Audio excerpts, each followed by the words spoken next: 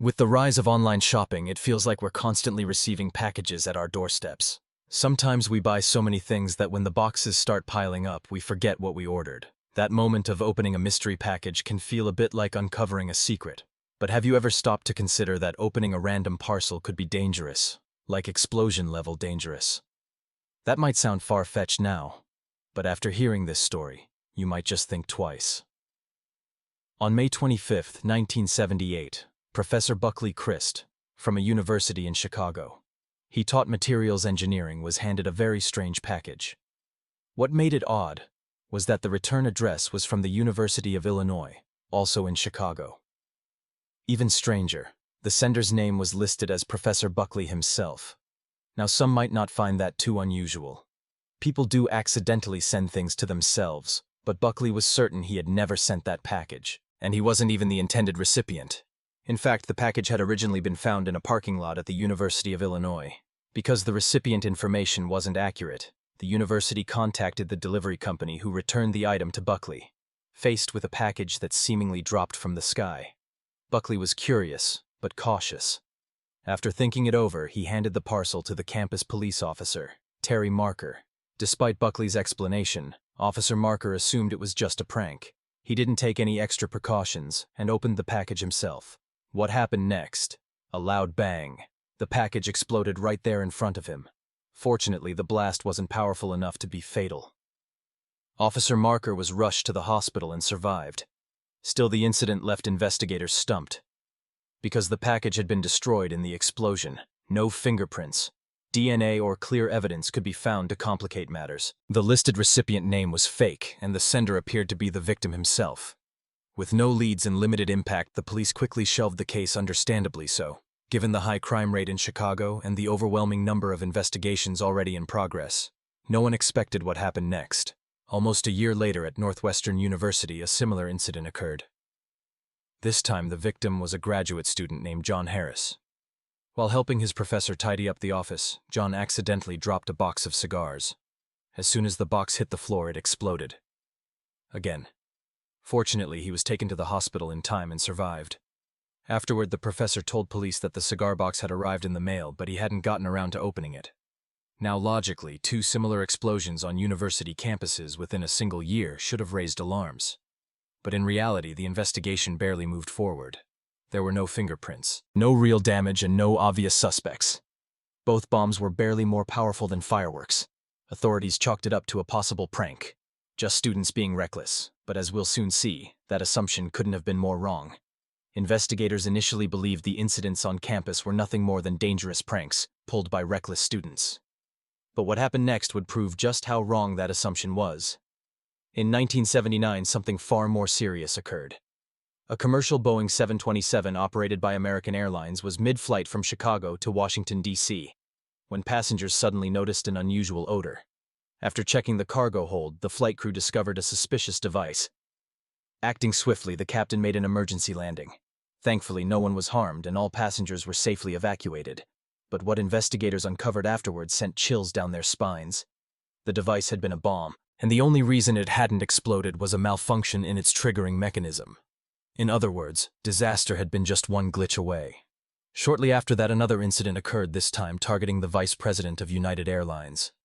He received an anonymous package, and when it detonated, he narrowly escaped with his life.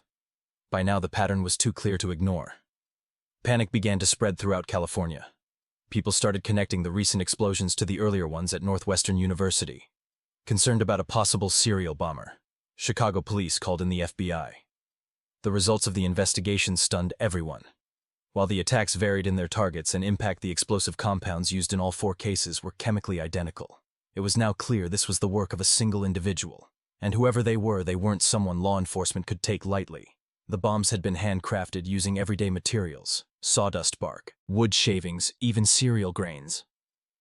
All of these were items that could be picked up from a local trash heap. This made tracing their origin nearly impossible, but there was something else. Hidden inside one of the metal fragments from a device was a small piece of paper with a coded message. After decoding it, the FBI found a series of taunts directed at law enforcement. It was clear this wasn't a random troublemaker. This was someone with high-level intelligence skilled at covering their tracks. The FBI's first real clue came from a package sent to an airline executive. Along with the bomb, there was a book, Ice Brothers, by Sloan Wilson. It told the story of two American sailors navigating icy waters during World War II. At first glance, it seemed unrelated, but investigators knew that with criminals like this, nothing was included by accident.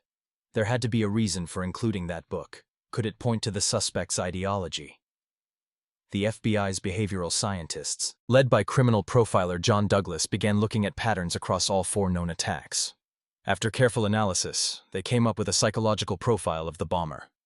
According to their findings, the suspect was highly educated, deeply anti-industrial and eco-extremist, closely tied to the academic community, possibly obsessed with wood nature and handcrafted tools. This theory gained credibility because it explained the sophistication of the bombs and the odd use of natural materials. However, the profile also cast a very wide net. For a whole year after the profile was released to the public, the FBI received nothing useful, no suspect, no leads, nothing. Still, there was a silver lining. The bombing spree seemed to have stopped, but that silence didn't last.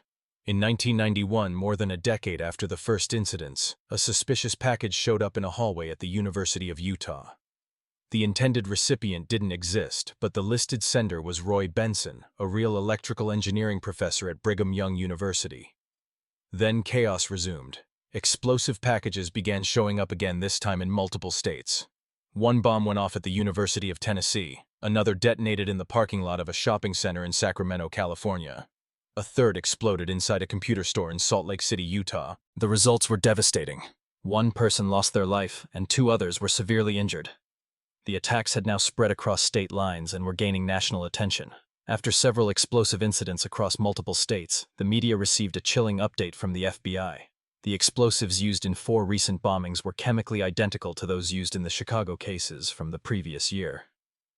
That could mean only one thing.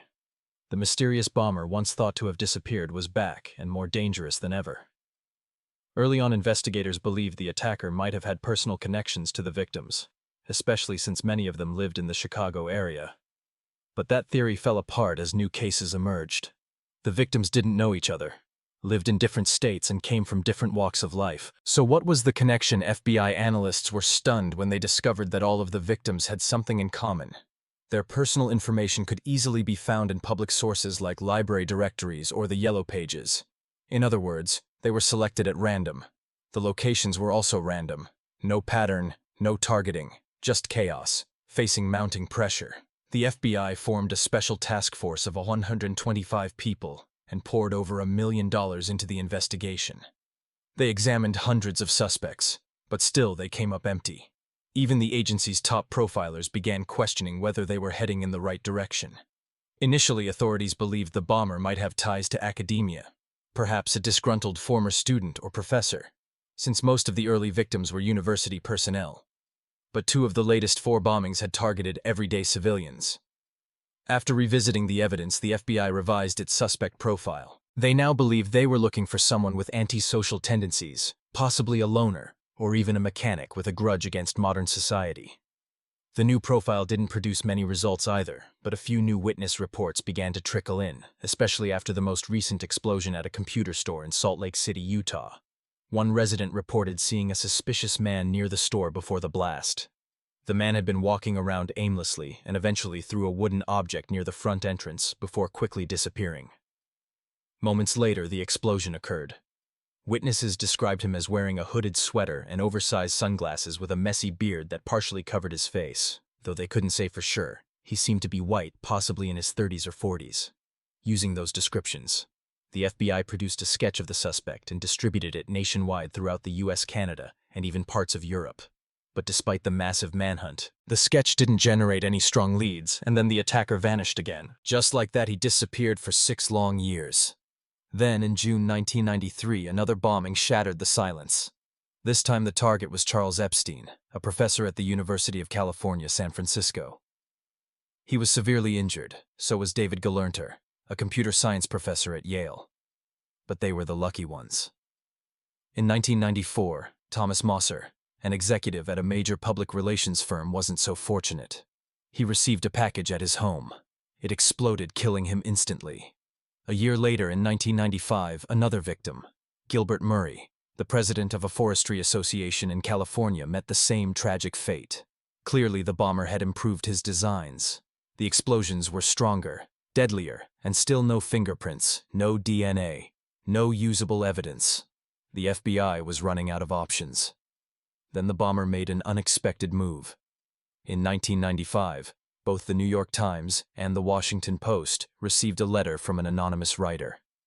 It was a manifesto, a threat. The author promised that if his essay was published on the front page of either newspaper, he would stop the attacks. If not, more people would die. The letter came with a title, Industrial Society and Its Future. It was a 35,000-word document that read more like a philosophy treatise than a terrorist demand. The author criticized the Industrial Revolution and modern technological society, blaming it for the emptiness and disconnection felt in modern life. The essay argued that humanity had become enslaved by machines and consumerism, and that violent acts were the only way to get the world's attention. It was radical, intellectual, dangerous. The media didn't know what to do.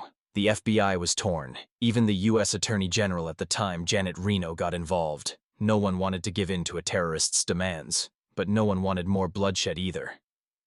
After much debate, the government struck a compromise. They would allow a lesser-known journal, the Washington Times Literary Supplement, to publish the piece. But the bomber wasn't satisfied. Soon after, the New York Times received another letter from him. This time, the message was crystal clear. If his work wasn't published in a major national outlet like the New York Times or the Washington Post, the killing would continue. That was the final straw. On September 19, 1995, the Washington Post published the full manifesto on its front page. And it worked. Public response was immediate. Thousands of calls flooded in tips, suspicions, theories. Some thought the writer sounded like a college professor. Others said the phrasing was eerily similar to someone they knew. One of those callers was a man named David Kaczynski. After reading the manifesto, David was shaken deeply. He had suspected for years that his older brother Ted Kaczynski might have been involved in something dark. But this confirmed it. David knew. Ted knew the way he wrote. His tone, his ideas. The similarities were too striking. Ted had always been brilliant, a math prodigy who had skipped grades and won national competitions. By age 20, he graduated from Harvard and went on to earn a PhD in mathematics from the University of Michigan, specializing in complex geometry. He also had an IQ of 167. It's no secret that earning a PhD in mathematics is a monumental challenge. Yet Ted Kaczynski did it in just 5 years. Even more impressive, his achievements during that time surpassed what many mathematicians spend a lifetime pursuing. His master's thesis won the prestigious Sumner Byron Award given to the best mathematical theory paper at the University of Michigan that year. A professor named Michael Weider once said that only 10 to 12 people in the entire United States could even understand Ted's doctoral dissertation. Another respected mathematician, Donald Long, stated that if Ted had continued his academic research, he might have considered changing fields because Ted's work was that exceptional. So how does someone so brilliant become one of the most wanted domestic terrorists in American history? The answer might lie in a controversial psychological experiment. During his sophomore year at Harvard, Ted volunteered for a research study led by Henry Murray, a renowned psychology professor. A total of 22 students participated. Each student was asked to write an essay detailing their core beliefs, values, and hopes for the future. What they didn't know was that their essays would be harshly criticized, not academically, but personally. Anonymous reviewers were instructed to attack their ideas using the most demeaning language possible, including personal insults. The goal was to provoke emotional responses. Murray and his team then monitored the students' physical and psychological reactions using professional-grade equipment. Their facial expressions, anger, sadness, frustration were photographed, recorded, and even played back to them multiple times in controlled settings. Murray claimed the experiment was meant to explore mental resilience and psychological manipulation, perhaps even as a prototype for military interrogation techniques. Some sources suggest that he had previously worked with the Office of Strategic Services, the precursor to the CIA during World War II. At the time, intelligence agencies were seeking ways to identify recruits capable of handling extreme psychological pressure. But these methods were far from ethical, and in Ted's case, they may have done real damage. He later told a classmate that he despised Murray and his associates. The sessions, which totaled over 200 hours across 3 years, left him emotionally drained and mentally exhausted. He felt violated, his privacy invaded his thoughts, manipulated. It's impossible to say how much of his later behavior was influenced by this experience. But after graduating from Harvard, Ted's mental state began to decline. He became increasingly withdrawn and agitated. His thinking turned darker. Though he secured a teaching assistant role at the University of California, Berkeley, Ted abruptly resigned shortly after earning his PhD at the age of 25. His reason: mental exhaustion. From that point on, he isolated himself. Ted moved into a small cabin in the remote wilderness of Lincoln, Montana. He lived without electricity or running water, supporting himself through odd jobs. He wanted nothing to do with modern society. During a visit, David Kaczynski noticed that a nearby railway line had been tampered with. He asked around and discovered that Ted had intentionally damaged it. Why, Ted said he enjoyed walking through nature and wanted to stop trains from ruining the peace and quiet. If that sounds familiar, it should. The FBI's early profile described the suspect as a radical environmentalist with deep resentment toward modern infrastructure. But the story wasn't over. In late May 1978, just days after the first bomb was mailed, Ted unexpectedly returned to Chicago. It had been 7 years since he'd been home. He asked to work at the family business, a rubber factory run by his father and brother David. Within just 3 months, David had to fire him. Ted had been making inappropriate advances toward a female supervisor. He even wrote her several unsettling letters. When confronted, Ted insisted she was his girlfriend and that the letters were just playful. Other employees stepped forward, confirming that the supervisor barely knew Ted. The situation escalated, and David had no choice but to let his brother go. Just a few days after Ted left the factory, another bomb was sent. At the time, David didn't connect the dots. Even with the timing, he didn't believe his brother could be responsible for something so extreme. But after reviewing the FBI profile years later, high IQ, disdain for modern technology, emotional instability, it all started to sound a little too familiar. Still, Ted was his brother. David pushed the thoughts aside. 6 years passed. When the FBI revised their profile in the early 90s, David once again dismissed the idea that Ted could be involved. But in 1995, everything changed. When the Manifesto Industrial Society and its Future was published, David read it carefully, and something clicked. The writing style, the word choices, the logic, the tone. They all reminded him of Ted. Some passages sounded almost identical to things Ted had said in conversation. But turning in your own brother, that's not something anyone does lightly, even with near total certainty. David didn't rush to the authorities. Instead, he hired a private investigator to track Ted's whereabouts in recent years. Just to be sure, David Kaczynski didn't stop at hiring a private investigator. He also contacted 2 former FBI behavioral analysts, Clinton Van Zandt and Jim Fisher, through mutual connections. He asked them to compare letters Ted had written to the family with the recently published manifesto. Were they written by the same person? After careful analysis, the answer was clear. Yes. Both experts confirmed that the linguistic patterns, sentence structures, and word choices pointed to the same author. David was urged to alert the FBI immediately, but at first the agency didn't give the tip much weight. Why, some of their experts felt that the writing style in Ted's family letters differed slightly from the manifesto. Still, Ted's personal history matched their suspect profile almost perfectly. And crucially, they had no better leads. That's when Special Agent Terry Turchi, head of the task force, took a leap of faith and filed for a search warrant for the remote cabin where Ted had been living. What they found stunned everyone. The place was more than just a cabin. It was a bomb factory. Law enforcement officers uncovered enough materials to level a small town. In addition to explosives, they discovered the original handwritten draft of Industrial Society and its Future, along with a 40,000-word journal meticulously documenting Ted's activities over the years. At that point, the evidence was overwhelming. The FBI returned to arrest Ted Kaczynski on multiple federal charges. Ted, ever the rational mind, didn't resist. He knew the game was up. He confessed to his crimes without protest. His motivation: Just as the manifesto had claimed he detested modern society and everything it represented. Geneticists, airline executives, computer science professors, they all symbolized the industrial and technological systems he blamed for society's ills, and in his twisted logic, that made them targets. With a confession and a mountain of evidence, it was time to move forward with a trial. But then investigators made an unexpected discovery.